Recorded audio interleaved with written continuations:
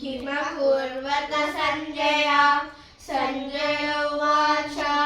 दृष्ट्वा तु पाण्डवानीकं व्यूढं दुर्योधनस्तदा आचार्यमुपसंगम्य राजा वचनमब्रवीत् पश्येतां पाण्डुपुत्राणाम् आचार्य महतीं शमुन् यूधां द्रुपदपुत्रेण तव शिष्येन धीमता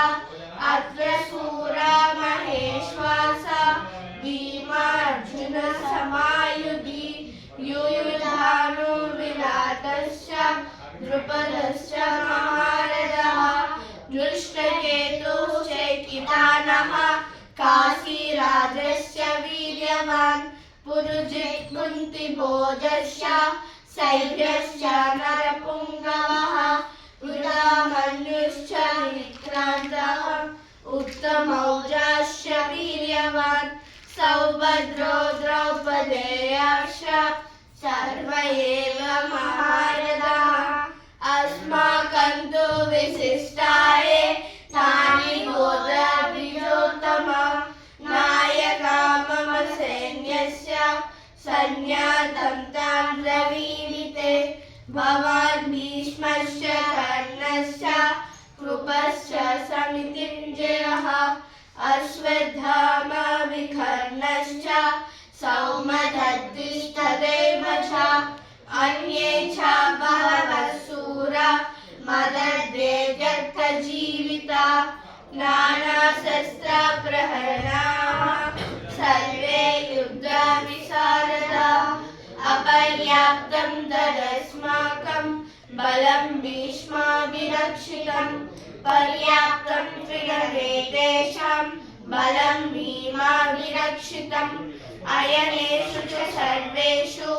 यथा भागमवस्थिताः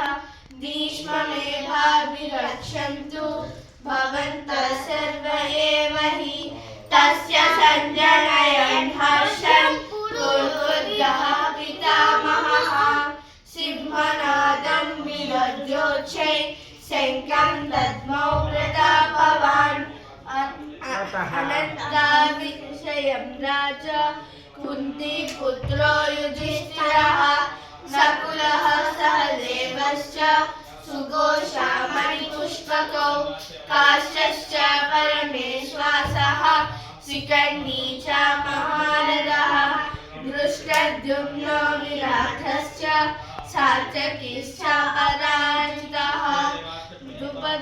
द्रुपदेयाश्च सर्वसः पृथिवीपते सौभद्रश्च महाबाहुः शङ्खं दद्मौ पृथक् सघोषो धार्तराष्ट्राणाम् वलयानि न्यधारयत् नभश्च पृथिवीं चैव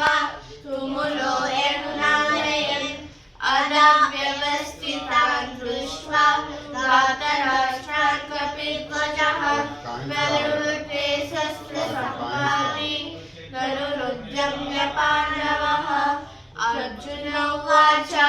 ऋषिकेशं तदा वाक्यम् इदमाह महीपते ऋषिकेशं